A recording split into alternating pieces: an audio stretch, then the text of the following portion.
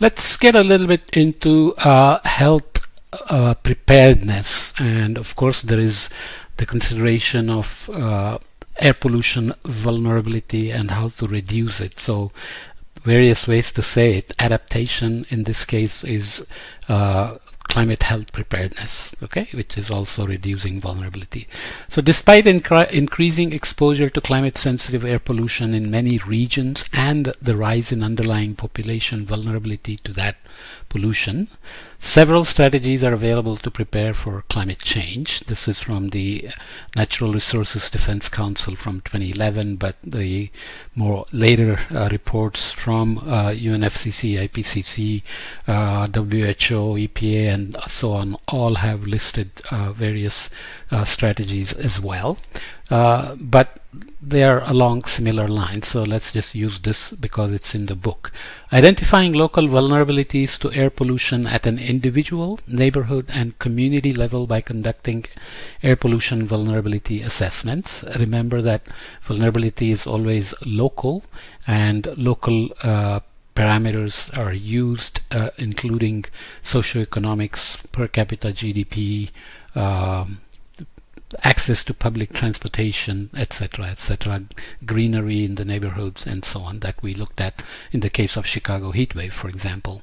Tracking air pollution related health threats and establishing publicly available resources that allow the public to easily access daily monitoring data and forecasts. So information is power in this case. So there is evidence that people who know how to access and use information do much better in managing their vulnerability, especially when women are involved and they are educated not only in school but also about using these kind of information on health threats and so on. Designing buildings, communities, and transportation systems to be more resilient to climate change. That's a much broader issue. It goes into governance, policy, resources, because, for example, in a country like US, California is much better, New York is better than, let's say, Texas in terms of worrying about these sorts of issues. But hopefully over time it all gets spread. There is something called California effect, where California does something and then the other states tend to follow what works in California. Promoting outreach, communication, and the active engagement of healthcare providers, vulnerable communities, and policymakers in discussing and developing strategies to limit carbon pollution and associated air pollutants and adapt to health harming effects that cannot be avoided. So usually it is said that we have to manage the unavoidable and avoid the unmanageable, and so on. But in general, this just means that co-producing the information with the communities which are vulnerable can make the policies stronger, make the tools more usable, and information is more actionable in that sense as well. Let's look at three sets of knowledge gaps here. Research is needed to better assess the links between climate change, meteorology, air pollution, and health outcomes, and to perform future modeling simulations to estimate the respiratory health effects of a changing climate via air pollution changes. So we have been looking at these clinical correlates or empirical relations, and not necessarily all the way to the for example, individual genetic profiles, cultural practices, and so on vulnerabilities and so on, can be done in much more detail.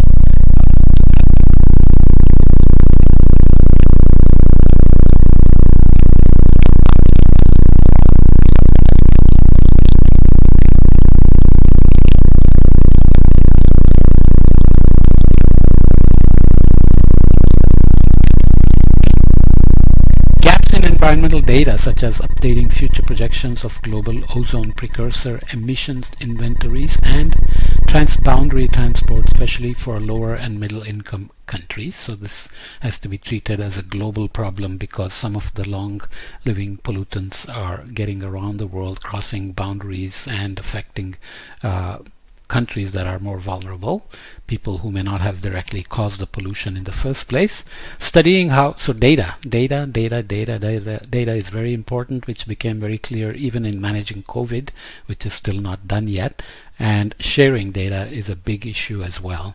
Studying how climate change and its effects on meteorology will affect PM concentrations locally in co-pollutant hotspots near fossil fuel emissions sources. So this is the cascading impacts of local pollutants and how meteorology, circulation changes, humidity changes, precipitation changes are affecting locally local hotspots.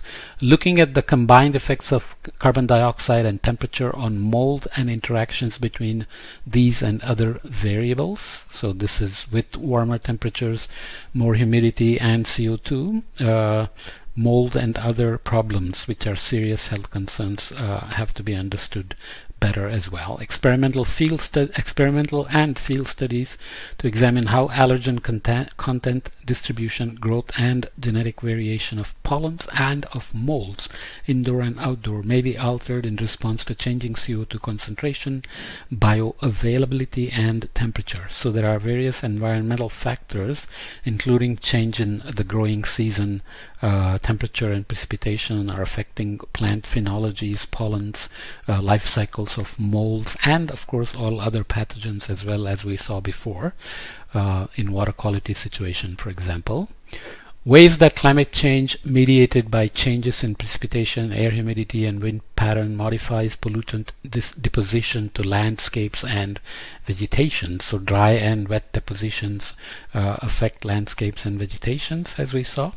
Evaluating how the impacts of urban warming or land use changes may exacerbate climate change's effects on desertification and loss of vegetation, which increase the likelihood and extent of dust storms. And we already know the impacts of dust on health. Establishing better bounded inventories of soot being produced by developing regions, which tend to still burn a lot of coal and biomass.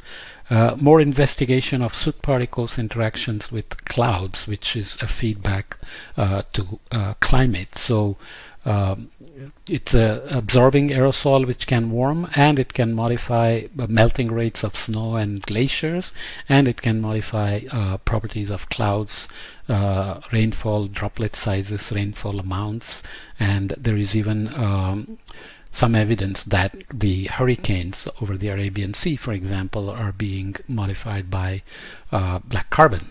So these are details where we are not just talking about air pollution and health, but we are talking about feedbacks between air pollution, climate change, and health. So these cascades have to be understood very well for managing any health preparedness, adaptation, and mitigation strategies, and reducing vulnerabilities and risks, of course.